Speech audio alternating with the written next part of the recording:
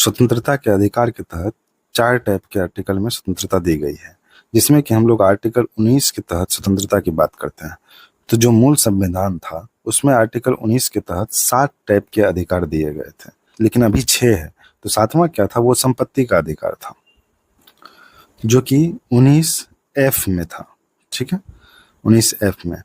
और इसको क्या किया गया? 44वां संविधान संशोधन 1978 द्वारा इसको संपत्ति का अधिकार को हटा करके इसको लीगल राइट यानी कानूनी अधिकार बना दिया गया।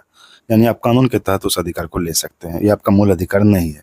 तो चलिए एक एक करके हम लोग देखते हैं आर्टिकल 19 के तहत प्रदान किए गए 6 अधिकार, जो कि बहुत ही महत्वपूर्ण है। सबसे पहले आपको क्या चाहिए? पहले तो आपको बोलने की स्वतंत्रता चाहिए। तो आर्टिकल 19A में बोलने की स्वतंत्रता दिया गया है।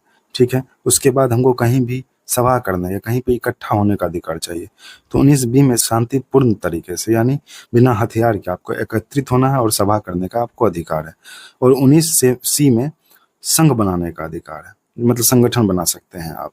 ठीक है, 19D में क्या है? देश में कहीं भी आप जा सकते हैं, कहीं भी, वो स्वतंत्रता है आपके पास।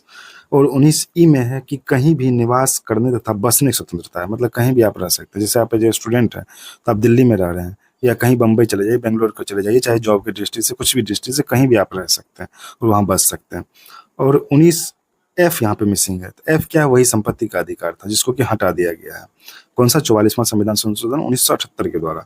अब आते हैं 19G में। 19G में कहीं भी व्यापार और कारोबार अपने हिसाब का आप कर सकते हैं। चलिए इसको एक जल्दी से रिकैप करते हैं। तो सबसे पहले विचार और अभिव्यक्ति स्वतंत्रता हो गया 19A में, फिर सभा करने का स्वतंत्रता, फिर सभा कर दी तो फिर संगठन बनाने की स्वतंत्रता, फिर कहीं भी जाने वाने का स्वतंत्रता, कहीं भी बसने की स्वतंत्रता, फिर कहीं व्यापार करने का स्वतंत्रता।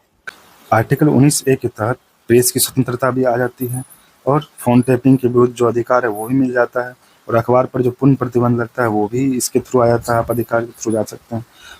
प्रदर्शन और विरोध का अधिकार भी आपका आ जाता है इसके अंदर, जिसमें लेकिन हड़ताल का अधिकार नहीं आता।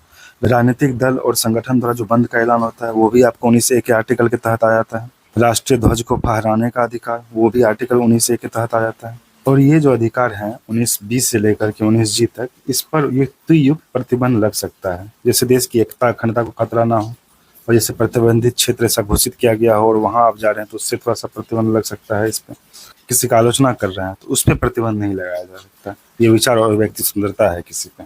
चलिए ठीक है, मिलते हैं नेक्स्ट वीडियो में।